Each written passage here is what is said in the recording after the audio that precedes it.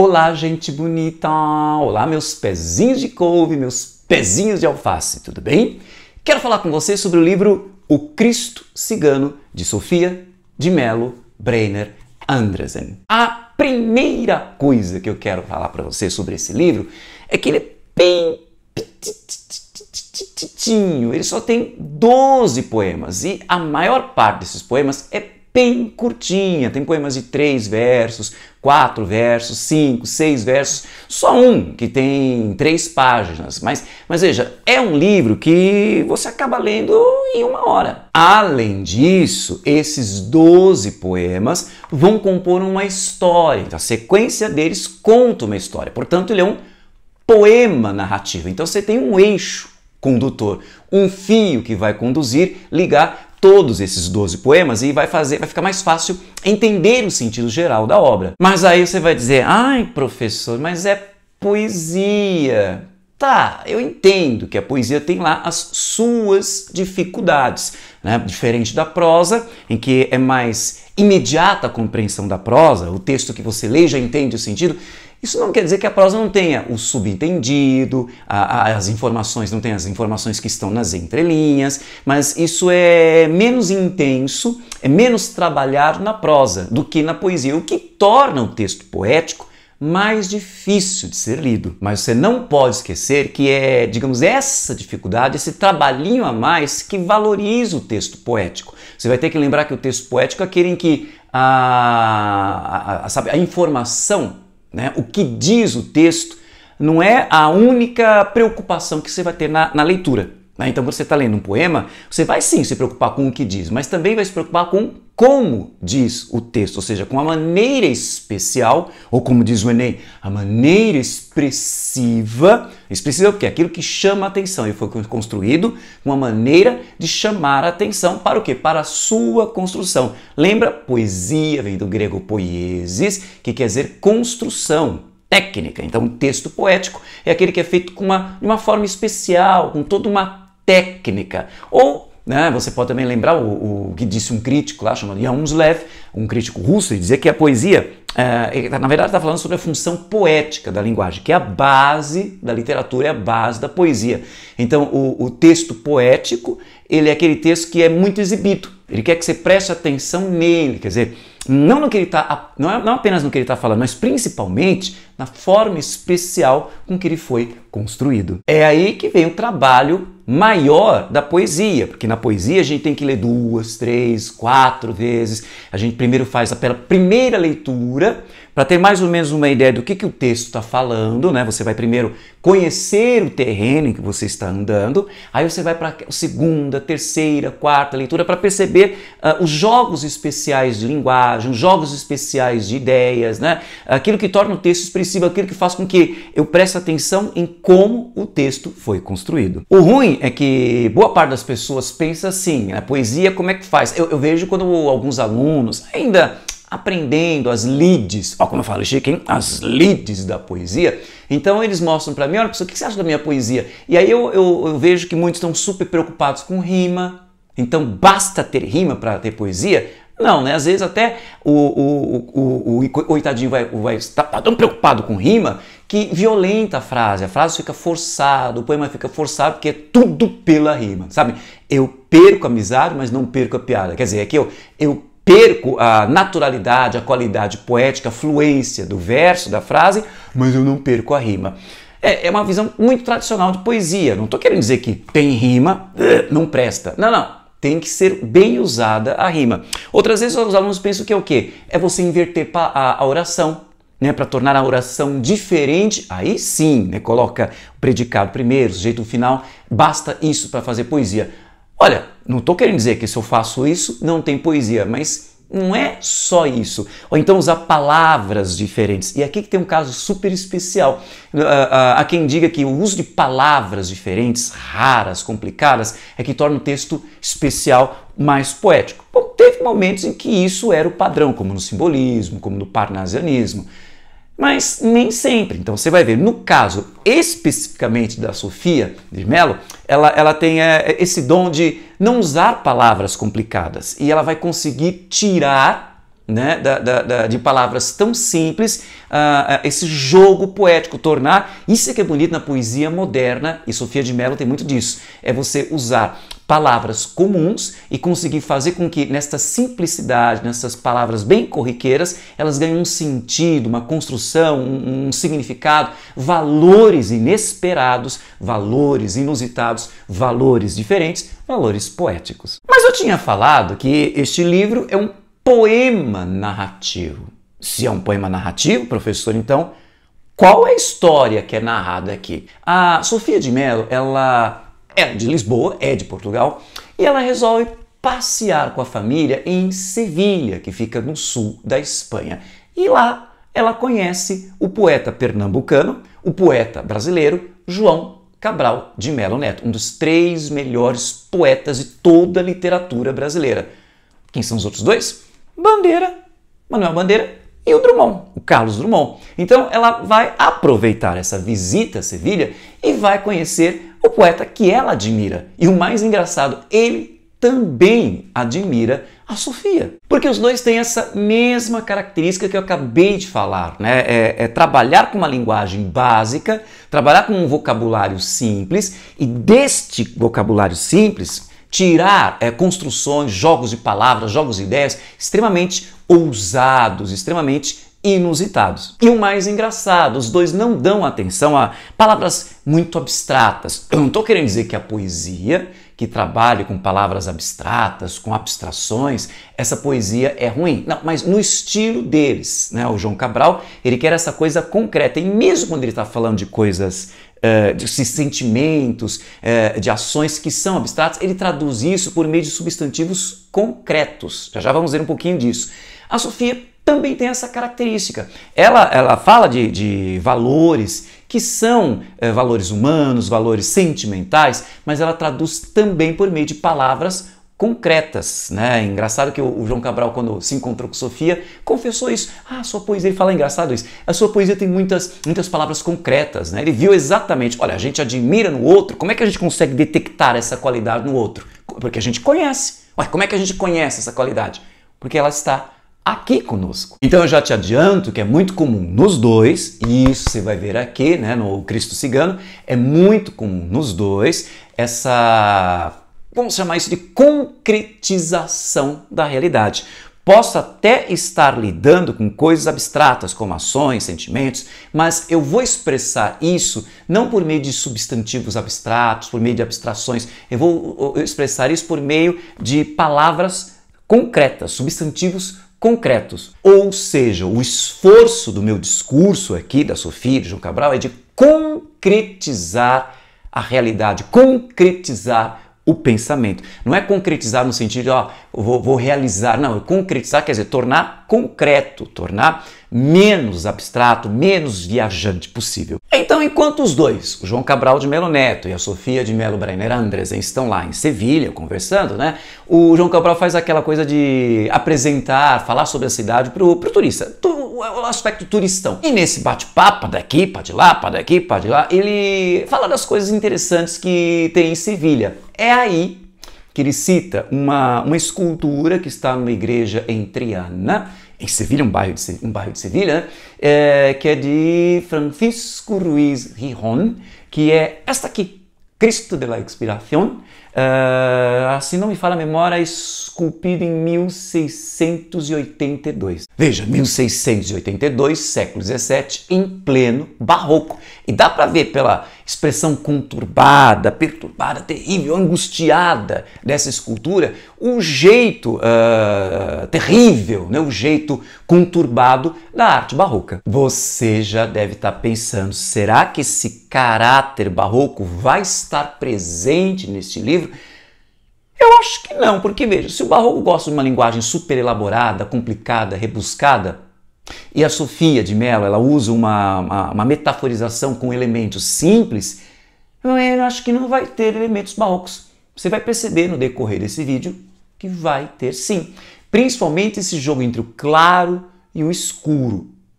Calma, daqui a pouco falaremos melhor sobre isso. Mas o que impressionou a Sofia, tudo bem, a escultura em si já é impressionável, mas o que impressionou é a história história ligada à construção, à confecção, à criação dessa obra de arte. Na verdade, existem duas versões que contam, né, que explicam como essa obra foi criada.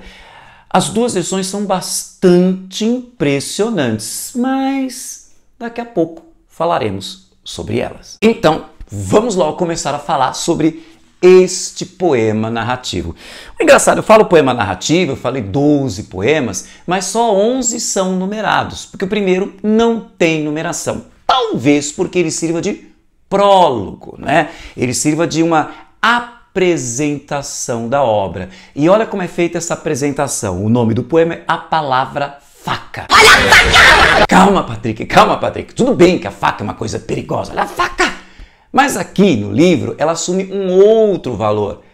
Tá, tem a ver com a ideia perigosa da faca que corta, né? Mas a ordem de valores aqui é outra. Veja, quando a Sofia coloca no título do poema A Palavra Faca, na verdade a intenção dela é fazer uma homenagem ao João Cabral de Melo Neto. Porque esse poeta, ele tem uma característica, como já falei, bastante interessante, de falar, apresentar, discorrer sobre abstrações por meio de palavras muito concretas. Então, em um livro dele, da Educação pela Pedra, por exemplo, ele tinha falado, na Educação pela Pedra, ele fala de uma palavra pedra. E justamente a pedra é essa coisa concreta, compacta, resumida, para, sabe, mostrar o que a poesia tem que ter, justamente a palavra pedra. Tem que trabalhar com a concretude, a concisão, que mais?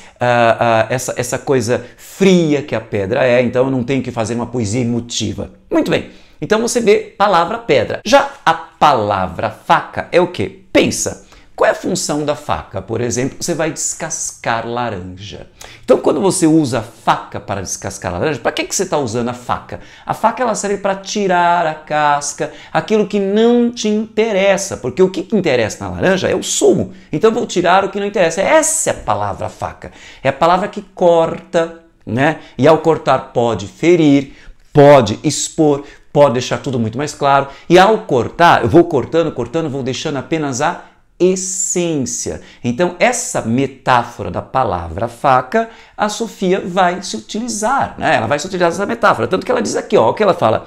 A palavra faca de uso universal, veja, é universal, todo mundo usa a palavra faca. A tornou tão aguda o poeta João Cabral. Veja, ela que já era conhecida, e isso é típico da poesia de João Cabral, pegar essas palavras universais, quer dizer, de uso muito universal, e ele vai dar um outro significado. A tornou tão aguda, aquilo que corta, que é preciso, que não enrola, né? Tão aguda que agora ela parece azul e afiada. No gume do poema Atravessando a História, por João Cabral contada. Então ela vai deixar claro, por meio desse primeiro poema, que é uma apresentação e de uma certa forma uma homenagem a João Cabral, ela vai deixar claro que ela tem inspiração aqui, tema. O tema é uma história, como ela diz aqui, por João Cabral contada. Foi o João Cabral que me contou essa história. Então no tema, no conteúdo, eu tenho inspiração no João Cabral. Mas também, ó, a palavra faca é na forma. Então na forma também é inspiração de João Cabral. Eu vou escrever esse livro, vou mostrar poemas no estilo conciso, seco, direto, né? Depois a palavra faca que expõe de maneira econômica a realidade. Então, repito, ela confessa aqui uma inspiração tanto na forma quanto no conteúdo, tanto no assunto quanto na maneira de trabalhar esse assunto, os dois aspectos são inspirados em João Cabral. Tanto que essa inspiração, você vê, no seguinte aspecto, é muito comum, né, em outras obras da Sofia, ela é muito classuda. Então nessa coisa classuda tem essa referência aos elementos da cultura clássica, dos gregos e dos romanos, versos mais extensos, como decassílabos. E aqui, veja, são versos mais curtinhos, que vão lembrar o quê? O estilo do próprio João Cabral de Melo Neto. Então alguns tendem a se apresentar como versos redondilhos. Então, a fonte de inspiração do João Cabral. É então que ela começa a contar história. O poema 1 se chama O Escultor e à tarde. Interessante que ela começa falando assim, no meio da tarde, e eu tinha até uma interpretação errada nas primeiras leituras. Que leitura é isso? A gente vai sempre calibrando, acertando a nossa compreensão. Quando ela fala no meio da tarde, eu já pensava, então no meio da tarde um homem caminha. Esse homem é o Rihon, é esse escultor. E eu já imaginava, então é alguém que já está na maturidade, já perto da velhice, porque tarde, né, o final do dia, velhice, mas depois eu me toquei. Olha lá, se fala no meio da tarde. Bom, se a infância a gente pode comparar amanhã, o dia está começando, então é a infância. Se a velhice é a noite, então a fase adulta seria a tarde. Então meio-dia, alguns dizem que é a juventude ou adolescência. Então a tarde seria a fase adulta de maturidade. Meio da tarde significa alguém que está no ápice, olha como eu falo chique, hein? Ápice, no ponto alto de sua maturidade. Então eu tenho um escultor que domina a técnica da sua arte. E ele caminha, e essa ideia de caminhada está sempre ligada a uma questão, lembra? Caminhando e cantando. Então o que? É nesta longa estrada da vida. Então essa caminhada está sempre ligada a uma coisa, na nossa cultura cristã, a coisa existencial. Então tem um processo de vida aqui se mostrando como num escultor que está caminhando. E olha que interessante, como é que é um escultor? Tudo em suas mãos se multiplica e brilha. Então graças ao trabalho com as mãos de esculpir, de fazer uma escultura, então tudo brilha. Tudo se multiplica. E aí, ela vai dizendo aqui, no meio da tarde, o escultor caminha por trás de uma porta que se abre sozinha. O destino espera. Olha que interessante, esse escultor no ápice de seus talentos, né, de escultura, ele caminha em direção ao destino, ele tem que cumprir uma coisa que é do destino, algo que é inevitável. Cannot escape your destiny.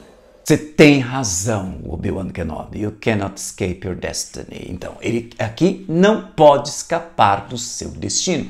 Tanto que o segundo poema se chama O Destino. E é bem curtinho, tem apenas 5 versinhos. Ele fala aqui, ó, o destino eram os homens escuros. E quando você vê homens escuros, já pensa, sei lá, Men in Black, homens de preto, os agentes da Matrix, os agentes Smith, será? Ou, veja, a gente associa homens de preto, olha a brisa, a poesia permite isso, a alguém que é extremamente poderoso, alguém que está ligado ao destino, aquilo que é inevitável, ou não, você vai dizer, professor, brisa menos, são padres, eles estão, veja, os padres se vestem de preto e eles estão encomendando um pedido para o cara, brisa menos, tá?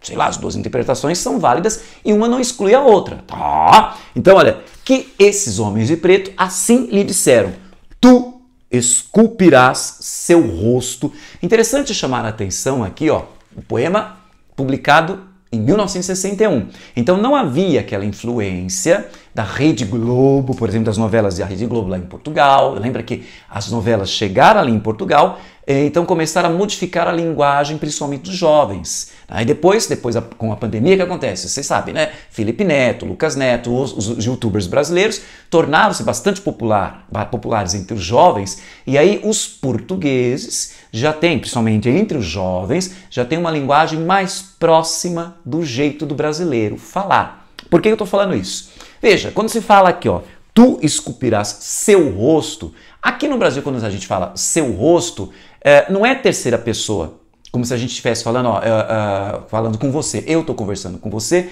e eu quero que o seu desempenho no vestibular seja maravilhoso. A gente usa aqui no Brasil o seu, não como terceira pessoa, mas para a segunda pessoa, para o interlocutor. Né? Então, hoje os portugueses estão falando como a gente. Eles usam você e não tu. Né? Eles já estão acostumados a usar o você. Eles usam seu, eles entendem que seu pode servir para a pessoa com quem eu estou falando. Mas, olha, este poema é anterior a essa fase. Então, quando fala, tu esculpirás seu rosto, não é que eles estão pedindo para o Rihon esculpir o rosto dele, mas o seu, e olha, o seu com S maiúsculo, o seu, o ele com maiúsculo, é o rosto de Cristo. Então, foi essa encomenda, foi esse o pedido que eles fizeram. Tu esculpirás seu rosto de morte e de agonia. Então, por isso que é aquela escultura, Cristo da expiração. Lembra que é expirar In é trazer para dentro, spir, espírito. Inspirar, é como, veja, a pessoa inspirada é aquela que recebe o espírito, né?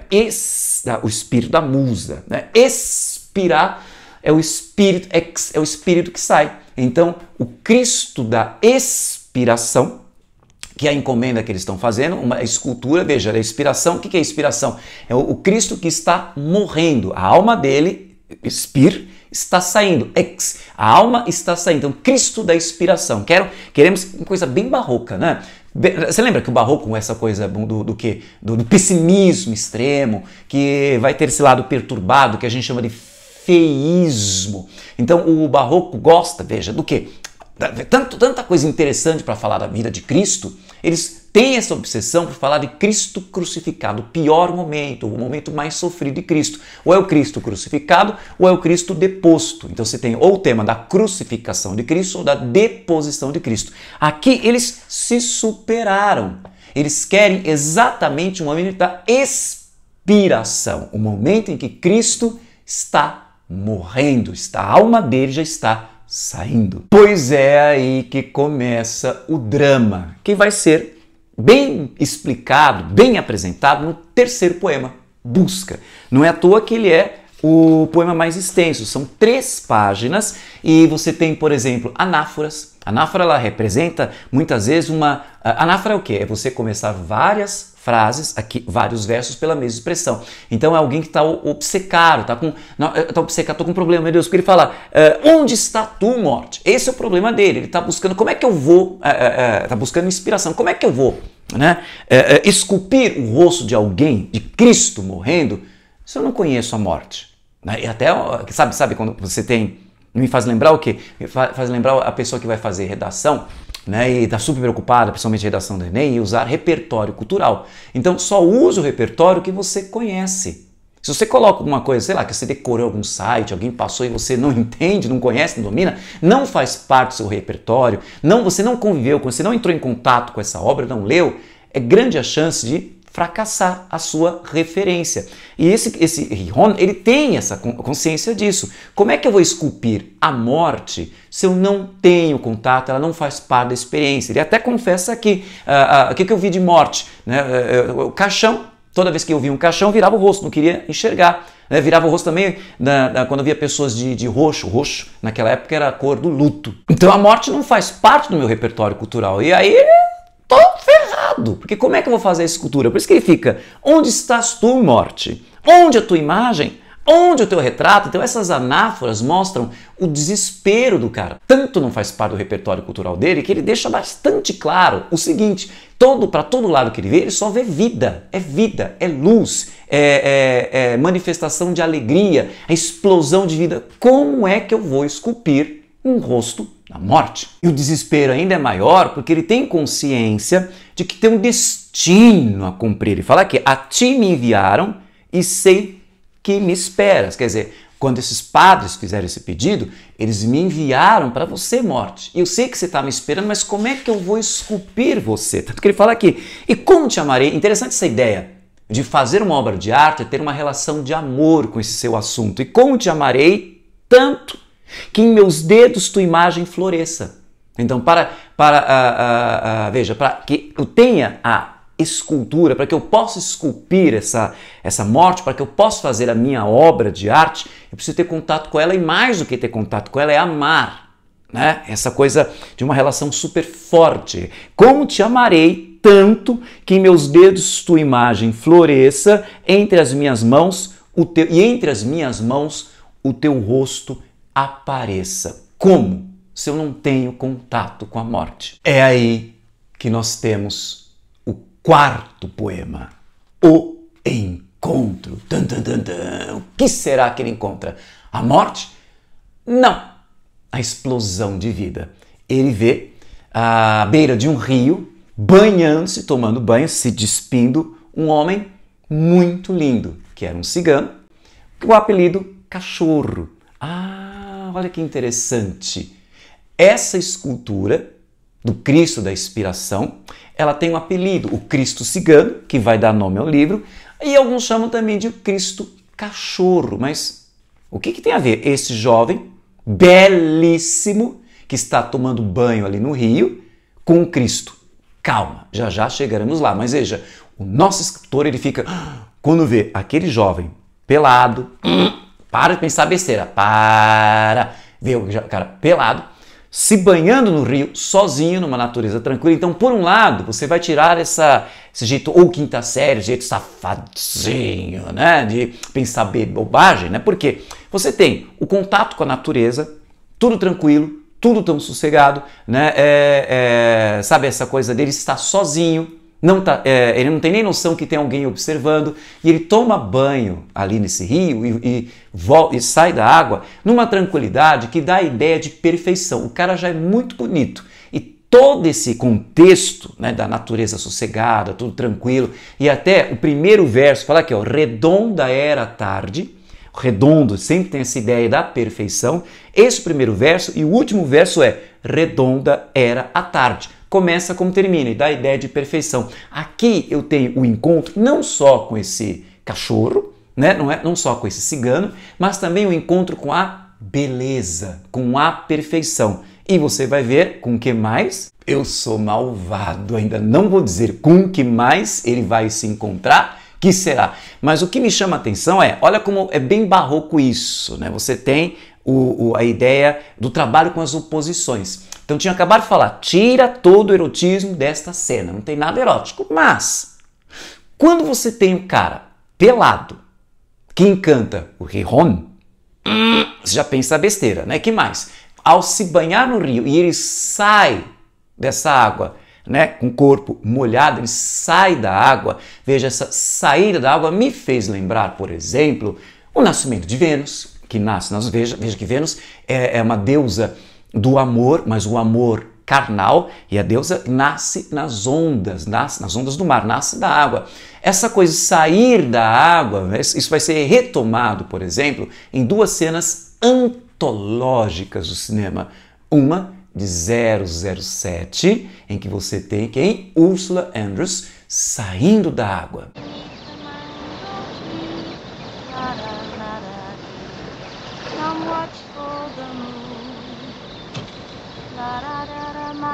A outra cena foi uma releitura dela, né, com Halle Berry, também de 007.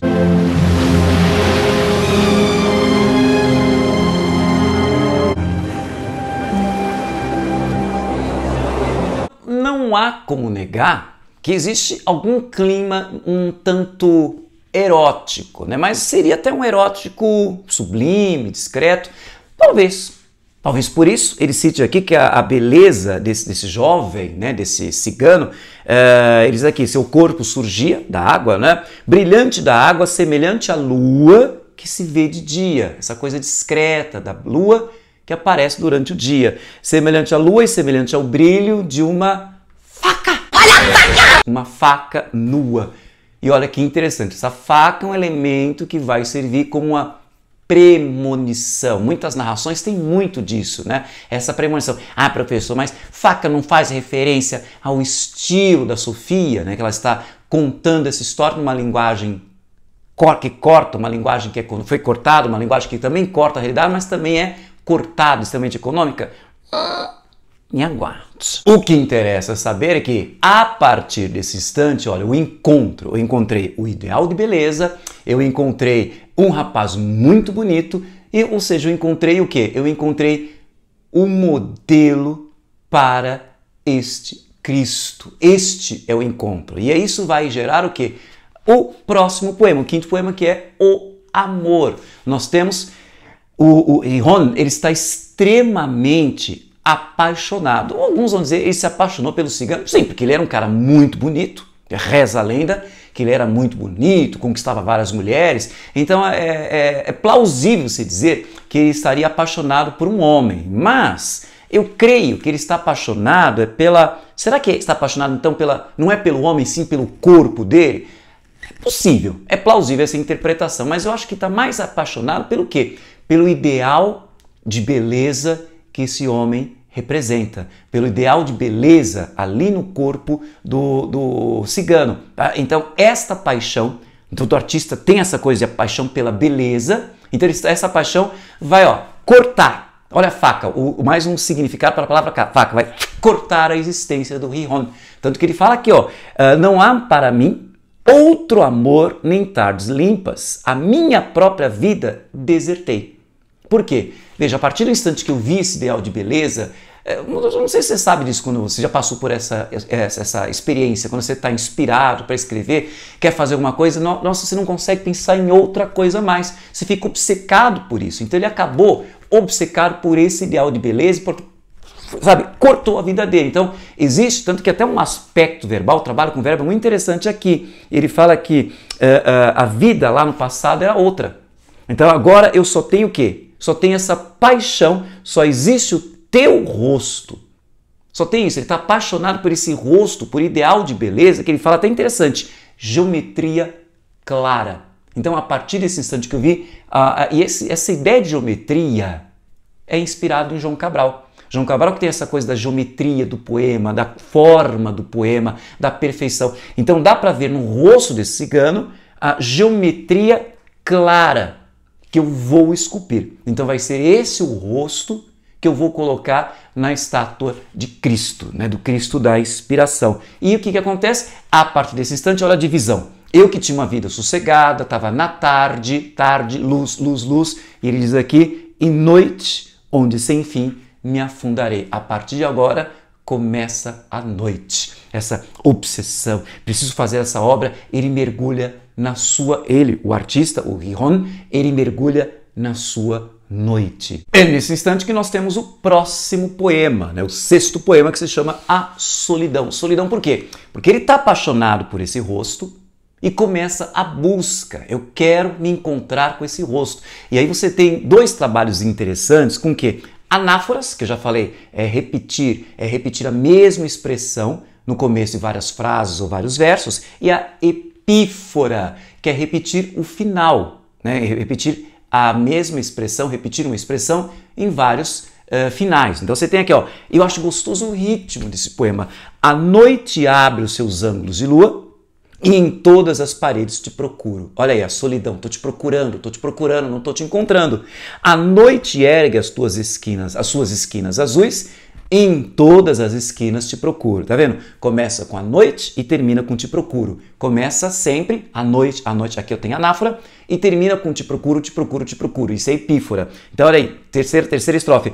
A noite abre as suas praças solitárias, e em todas as solidões eu te procuro. Você percebe o ritmo, né, que ela consegue? Então ela mantém um ritmo super gostoso aqui, né? E ela termina o poema com justamente eu te procuro. Você percebe a obsessão, o drama em que esse cara se encontra, né? Esse escultor, tanto que você percebe que ele entra na fase de trevas. Não é à toa que o sétimo poema se chama Trevas. E aqui fica mais nítido um jogo com trabalho verbal que está aqui, ó. O que foi antigamente manhã limpa, sereno amor das coisas e da vida é, então veja, passado, tranquilo, sossegado. Hoje, é hoje, busca desesperada, por isso que ele está nas trevas, né? A busca desesperada, busca de um corpo cuja face me é oculta. Então estou nessa busca, nesse desespero, quero encontrar esse sujeito, eu preciso fazer essa escultura. Mas aí você me pergunta, professor, mas se ele precisa fazer uma escultura de alguém que está morrendo, como ele vai fazer a escultura de alguém que está morrendo usando como modelo alguém que é extremamente lindo, que é um modelo cheio de vida? Calma, a gente chega lá, mas olha que interessante, no meio dessa obsessão, nós temos um poema que, vamos dizer que é uma pausa, uma premonição, um intervalo para uma cena mais tensa. É o oitavo poema chamado Canção de Matar. O que chama a atenção nesse poema é que a Sofia vai usar constantemente a metáfora da faca. Né? De novo a gente falar dessa faca, a faca é o estilo. Mas a faca agora está não só marcando o estilo, né, da poesia, do fazer poesia que é inspirado no estilo João Cabral de Melo Neto, mas a faca agora também está se referindo à ferida. Veja, o que você tem de ferida? O cara está muito mal. Então ele fala até isso aqui, ó, o teu, ó, de dia nada sei. O teu amor em mim está como gume, gume é aquela parte que corta da faca, como gume de uma faca nua. Ele me atravessa, o gume me atravessa e atravessa os dias, ele me divide. Eu estou dividido. Então você tem esse símbolo, né? Quando ele fala aqui, ó, tudo que em mim vive traz dentro uma faca, o teu amor em mim que por dentro me corta. Então o amor, que é uma coisa positiva, o amor por algo nos dá vida, nos dá energia, nos dá inspiração, isso é positivo, mas isso está me fazendo sofrer, porque eu quero te encontrar, eu quero te ver, eu quero ter contato para conseguir fazer essa obra. Então você tem esse aspecto ambíguo, o duplo sentido dessa metáfora faca, que é a faca que inspira, que produz arte, que produz... olha que interessante, agora que eu me toquei de uma coisa. O escultor, quando ele vai fazendo a sua escultura, a sua estátua, ele usa um instrumento chamado cinzel, que não deixa de ser um tipo de faca, que vai cortando, acertando a forma da escultura, vai cortando, sei lá, se é na pedra, se é na rocha, sei lá, se é mármore, então ele vai usando esse cinzel. Então a faca também está ligada, não só você já vai entender já o que eu quero dizer, não quero fazer spoiler, mas a faca também está ligada ao que é o estilo, né, palavra faca, mas também está ligada ao instrumento que este escultor usa. Mas enfim, ele se encontra numa situação tão desesperada que ele diz, não, eu vou, enfim, ele fala aqui no final, né, do dia nada sei, com uma faca limpa me libertarei. Com uma faca limpa eu vou me libertar desse drama, dessa agonia. Você deve estar pensando, com a faca, que deve ser o cinzel, né, quando eu finalmente esculpir esse Cristo da inspiração, aí sim, essa faca vai me livrar desse drama.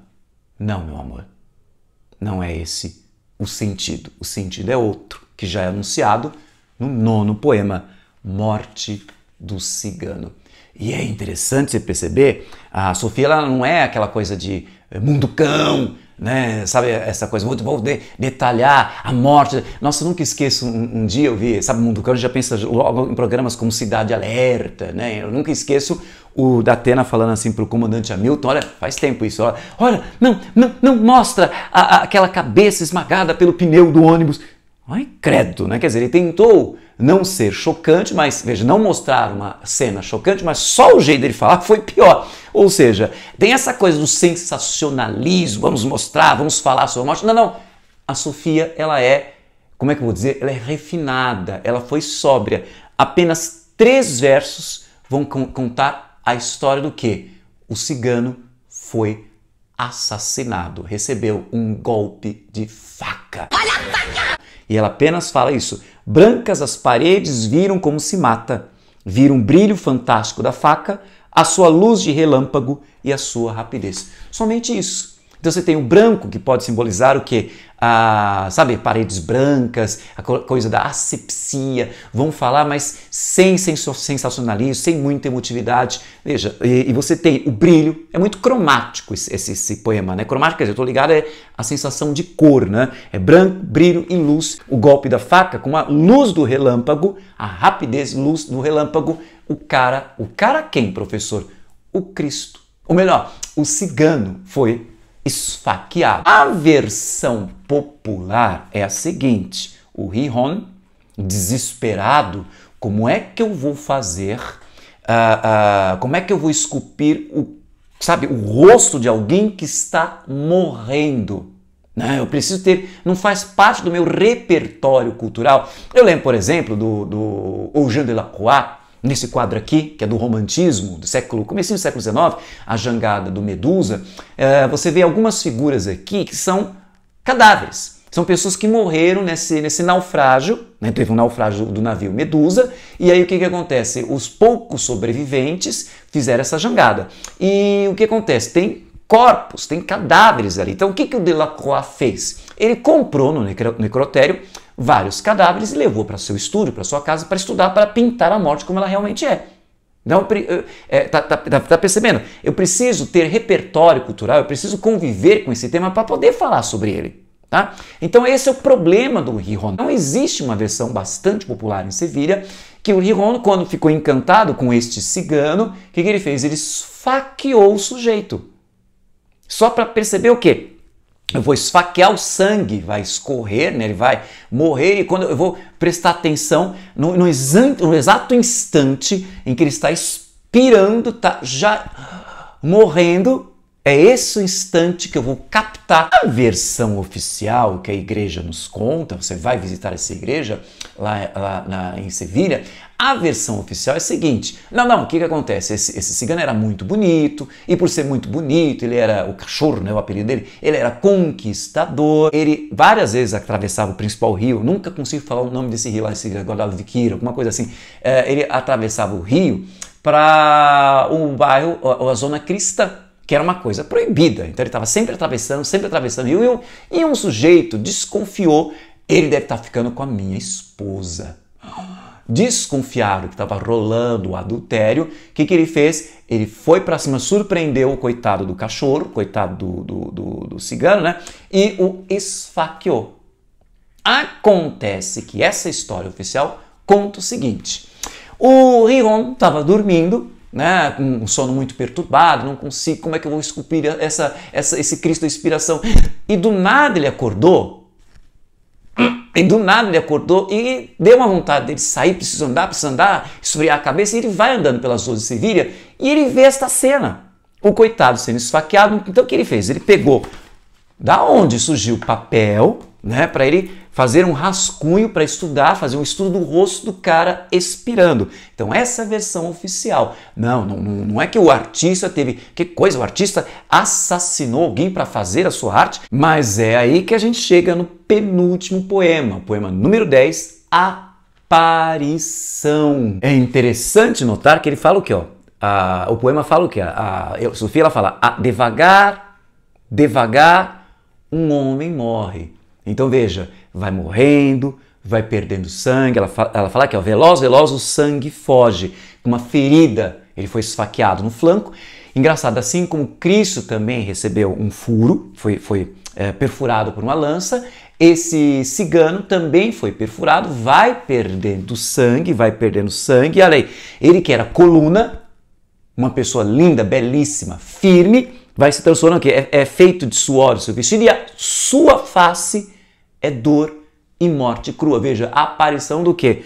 Vai aparecendo e devagar, o rosto surge. O momento em que o cara já está morrendo, os olhos, o poema até fala disso, os olhos ficam vidrados, o cara já está morrendo, então já estou vendo a agonia do sujeito, a expiração, pronto. É agora, captei o rosto. Então, olha aí, e devagar o rosto surge, o rosto onde outro rosto se retrata.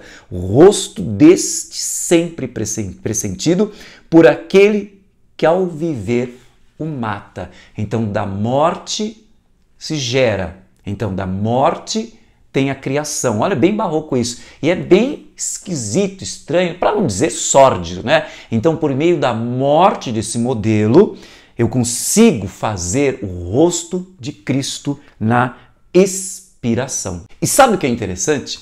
Quando essa escultura foi feita e foi exposta para o povo lá em Sevilha, na hora em que eles bateram o olho no rosto, eles falaram, é o cachorro, é o cachorro, é o cachorro. Então eles reconheceram o modelo. Aí vem a conexão dessa história de Cristo cigano. Por que a Sofia de Mello ficou impressionada? Porque, veja, a gente gosta de alguma coisa porque a gente se identifica com esse algo. Ela gostou dessa história porque tem algo nessa história que fala do próprio fazer poético dela e também do João Cabral de Melo Neto. Porque, veja, eu quero pegar a agonia, eu quero pegar a expiração, que é uma coisa abstrata, que é uma coisa íntima, e eu quero concretizar por meio desse rosto que vai estar esculpido na estátua de Cristo da Inspiração. Então isso vai ser a concretização de uma abstração, que é também a maneira como esses dois fazem poesia, que é a concretização de uma abstração, que de certa forma pode representar o trabalho artístico. Veja, a que ponto alguém chega para fazer uma obra de arte. Seja, mas o cara assassinou o sujeito para isso. Ou então o cara, em vez de dar socorro, tá lá, eu vou estudar o rosto dele. A que ponto? Em nome de um ideal de arte. Então, na verdade, isso pode parecer uma metáfora sobre o quê? Dos sacrifícios que são feitos para a confecção de uma obra de arte. E aqui a gente chega a falar não só da escultura, mas de qualquer tipo de obra de arte, inclusive a poesia. E é nesse ponto que o Cristo Cigano se torna um poema metalinguístico, porque eu tenho a linguagem poética falando da linguagem escultórica, da linguagem da poesia falando da linguagem da escultura. Ou eu posso dizer que tudo isso é uma metáfora do próprio fazer poético. Então essa coisa da faca, do sacrifício, da busca da perfeição, da obsessão. No fundo você vai dizer, olha, não é só de escultura não, eu estou falando também do próprio fazer poético da Sofia e do João Cabral. Reforço, isso torna o poema metalinguístico. E tudo isso feito com material humano, com experiências humanas. É por isso que o último poema, o 11º final, quando ela nos diz: assim termina a lenda daquele escultor. Nem pedra, nem planta, nem jardim, nem flor foram seu modelo. O que foi o modelo? Foram as experiências humanas. E o grande trabalho, tanto do Riron, quanto da Sofia, quanto do João Cabral, o grande trabalho do artista é exatamente esse, é transformar essas ideias, essas abstrações, em quê? Em representações concretas. O que eu tenho aqui neste poema é uma concretude que vai representar o abstrato. Enfim, esses são os elementos mínimos que eu queria que você tivesse em mente em relação ao Cristo Cigano de Sofia de Mello Breiner Andresen. Espero que minhas observações tenham sido úteis. Se foram, curte aí, deixe um comentário e compartilhe em suas redes sociais, que conhecimento é para isso mesmo, é para ser compartilhado. E não se esqueça de se inscrever em nosso canal e de ativar o sininho para ficar sempre sabendo de nossas novidades. Um beijo, sabor, Sevilha, e até o nosso próximo encontro.